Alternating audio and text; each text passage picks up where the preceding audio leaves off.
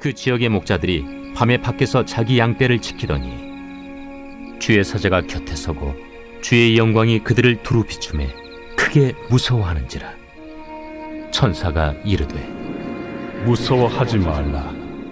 보라, 내가 온 백성에게 미칠 큰 기쁨의 좋은 소식을 너희에게 전하노라. 오늘 다윗의 동네에 너희를 위하여 구주가 나셨으니 곧 그리스도 주시니라.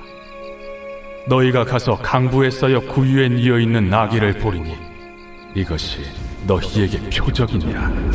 하더니 호련히 수많은 천군이 그 천사들과 함께 하나님을 찬송하여 이르되 지극히 높은 곳에서는 하나님께 영광이요 땅에서는 하나님이 기뻐하신 사람들 중에 평화로다. 천사들이 떠나 하늘로 올라가니 목자가 서로 말하되 이제 베들레헴으로 가서 주께서 우리에게 알리신 바 이 이루어진 일을 보자. 빨리 가서 마리아와 요셉과 구유에 누인 아기를 찾아서 보고 천사가 자기들에게 이 아기에 대하여 말한 것을 전하니 듣는 자가 다 목자들이 그들에게 말한 것들을 놀랍게 여기되 마리아는 이 모든 말을 마음에 새기어 생각하니라. 목자들은 자기들에게 이르던 바와 같이 듣고 본 그 모든 것으로 인하여 하나님께 영광을 돌리고 찬송하며 돌아가니라. 오늘은 구주가 나셨도다 라는 제목으로 하나님 말씀 증거하겠습니다. 오늘 본문은 성탄 큐티의 마지막 본문이자 지난 토요일 성탄 감사 예배 때 담임 목사님께서 전해주신 본문이기도 합니다. 기억이 나시죠? 하나님이 통치하시는 하나님이시고 하나님은 이해하시는 하나님이시고 마지막으로 하나님은 낮은 자의 하나님이셨습니다. 그래서 아기 예수님이 나셨다는 소식이 당시에는 가장 낮고 천한 자들이었던 목자들에게 가장 먼저 전해졌습니다. 목자들은 복음의 이 기쁜 소식을 듣자마자 베들레헴으로 달려가서 아기 예수님 앞에 엎드리고 그분께 영광을 돌리고 찬양을 올려드렸습니다. 오늘 말씀 11절을 보시면 이 목자들이 아기 예수님과 또 그와 함께 있는 가족들에게 전해준 복음의 소식, 천사들로부터 목자들 자신이 받은 소식을 성경이 어떻게 표현하고 있느냐, 11절 말씀을 같이 읽어보겠습니다. 11절입니다. 시작. 오늘 다윗의 동네에 너희를 위하여 구주가 나셨으니 곧 그리스도 주시니라. 이 11절 말씀을 보시면 복음의 소식이 얼마나 풍성하며 얼마나 큰 기쁨의 소식인지 우리에게 잘 보여줍니다. 이 11절 말씀을 차근차근 분리해서 한번 살펴볼까요? 첫 번째로 이 복음은 오늘 전해진 소식입니다. 어제도 아니고 내일도 아닙니다. 저번에도 아니고 언젠가는 전해질 그런 소식도 아니었습니다. 딱 오늘이었습니다. 오늘이라는 것은 복음이 하나님의 때에 정확하게 전해진 소식이라는 의미입니다.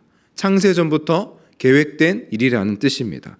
구약의 그 길고 긴 시기를 다 지나면서 또 구약과 신약 사이에 어떤 선지자도 어떤 예언도 없었던 그 수백 년의 시간을 다 지나면서 바로 오늘 지금 이 일이 이루어졌다라는 것입니다. 지금 죄의 늪에 빠져 여전히 허우적대던 모든 사람들은 오늘 전해진 이 소식으로 말미암아 참된 평화를 또 참된 회복을 경험하게 됩니다. 이제 모든 기다림이 끝이 난 것입니다. 그래서 오늘 나신 예수는 목자들에게, 모든 인류에게, 또 저와 여러분에게 가장 기쁜 소식이라는 것입니다. 두 번째로 복음의 소식은 11절 말씀 보시면 오늘 전해졌죠. 두 번째로 다윗의 동네에 이루어졌습니다. 다윗의 동네에 구주가 나셨다라는 것은 하나님의 약속이 예언된 대로 그대로 이루어졌다라는 뜻이죠. 그래서 우리가 토요일에도 살펴본 미가서 5장 2절 말씀을 보시면 베들레헴 에브라다야 너는 유다 족속 중에 작을지라도 이스라엘을 다스릴 자가 내게서 내게로 나올 것이라. 인류를 구원할 예수 그리스도가 하나님의 한치의 오차도 없는 계획 가운데 다윗의 동네에 나신 것입니다. 어쩌다가 베들레헴에 그냥 툭 태어나신 것이 아니죠. 우연히 베들레헴에 태어나신 것이 아닙니다. 처음부터 끝까지 모든 인류 역사를 주관하고 계시는, 또 다스리고 계시는 하나님의 계획하심 가운데에 정확하게 일어난 일이 바로 베들레헴에 아기 예수님이 오신 사건이라는 것입니다. 그래서 다윗의 동네 베들레헴에 예수가 나셨다라는 것은 큰 기쁨의 소식이라는 것입니다.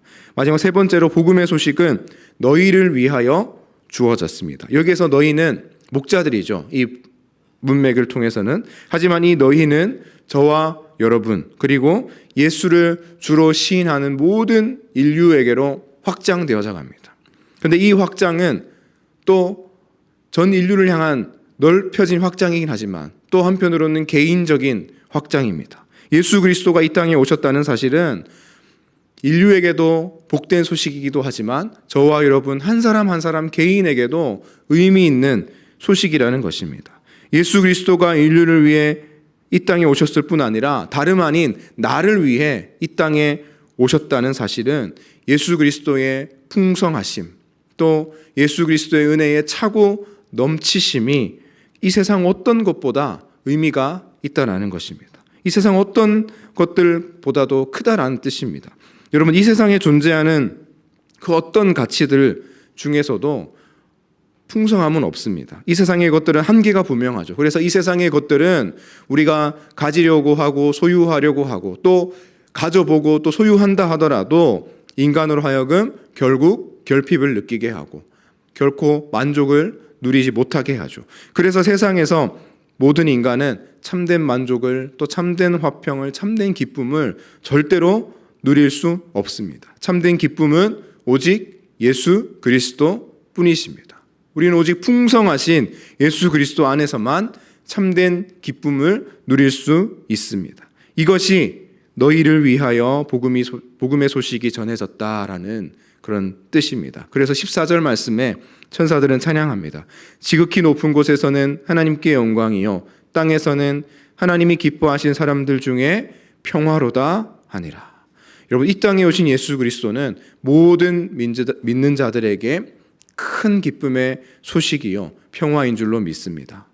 주 안에 사랑하는 성도 여러분, 가장 정확한 때인 오늘 또 한치의 오차도 없는 계획에 따라 다윗의 동네에 또 다른 누군가가 아니라 바로 나를 위해서 우리 인생의 주인 되신 예수 그리스도 그분께서 이 땅에 오셨습니다. 이 예수 그리스도를 주인으로 모실 때 우리는 참된 기쁨, 참된 평화를 누릴 수 있습니다. 성탄은 이틀 지났습니다. 하지만 날마다 1년 365일 우리를 위해 이 땅에 오신 풍성하신 예수 그리스도를 날마다 기억하는 복된 인생 될 수 있기를 간절히 소망합니다. 목자들은 이 복음의 기쁜 소식을 확인하기 위해 베들레헴으로 곧장 향합니다. 15절 말씀 보시면 천사들이 떠나 하늘로 올라가니 목자가 서로 말하되 이제 베들레헴으로 가서 주께서 우리에게 알리신 바 이 이루어진 일을 보자 하고 16절 빨리 가서 마리아와 요셉과 구유에 누인 아기를 찾아서 17절 보고 천사가 자기들에게 이 아기에 대하여 말한 것을 전하니 목자들이 아기 예수님을 금세 찾았습니다. 그리고 천사들이 전해준 소식을 그대로 전해주었습니다. 그런데 성경은 이 목자들의 소식, 천사들을 통해 들은 이 소식을 듣는 두 부류의 사람들을 극적으로 대조시키고 있습니다. 먼저 18절 말씀을 보시면 듣는 자가 다 목자들이 그들에게 말한 것들을 놀랍게 여기되 아기 예수님 주변에는 이 마리아와 요셉 외에도 다른 사람들이 있었다라고 성경은 말합니다. 그런데 그 사람들은 목자들이 전해준 소식을 들은 뒤 그저 놀랍게 여겼습니다. 이 놀랍게 여기다라는 원어를 살펴보면 경이로움, 놀라움이라는 의미도 있고 또 의심, 또 의심의 눈초리 이런 의미도 가지고 있는 표현입니다. 전적으로 의심한 것은 아닙니다. 하지만 또 전적으로 이 사실을 믿고 다 고스란히 받아들인 것도 아닙니다. 이들의 반응은 참 신기한 일이다. 참 흔한 일은 아니네. 이 정도의 반응이라고 보시면 맞을 것입니다. 그런데 19절을 보시면 누가는 마리아의 반응을 아주 특별하게 기록하고 있습니다. 한글 번역 성경에는 빠져 있지만 원어에는 19절 맨 앞에 접속사 그러나가 포함되어 있습니다. 이 그러나를 넣어서 19절 읽어본다면 그러나 마리아는 이 모든 말을 마음에 새기어 생각하니라. 마리아는 목자들이 천사들을 통해 들은 소식을 그저 놀랍게 여기거나 신기하게만 여기지 않았습니다. 자신에게서 태어난 아기 예수가 어떤 분인지 그 순간에도 마음에 새기고 생각하고 있었습니다.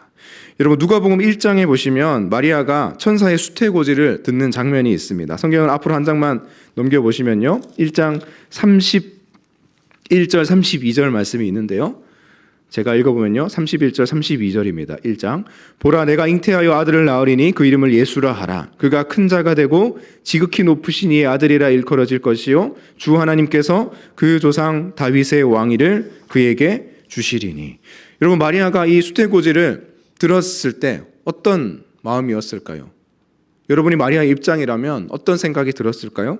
자신에게서 태어날 아기가 장차 왕이 될 존재라는 건데 아무래도 좀 이상하지 않았을까요? 평범한 가정인 자신과 요셉 사이에서 아기로 태어나서야 과연 이 아기가 커서 무슨 일을 할 수 있을까? 과연 왕이 될 수 있을까? 앞으로 어떤 일이 펼쳐질지, 자신에게서 태어날 이 아기가 어떤 과정을 거쳐서 왕이 될지 도무지 상상이 되지 않았을 것입니다. 그런데 목자들이 전해준, 천사들에게서 전해준 이 소식을 듣고 난 후에 마리아는 깊이 이 사실을, 자기에게서 태어난 이 아기 예수라는 사실을 마음에 새기고 생각했다라는 것입니다.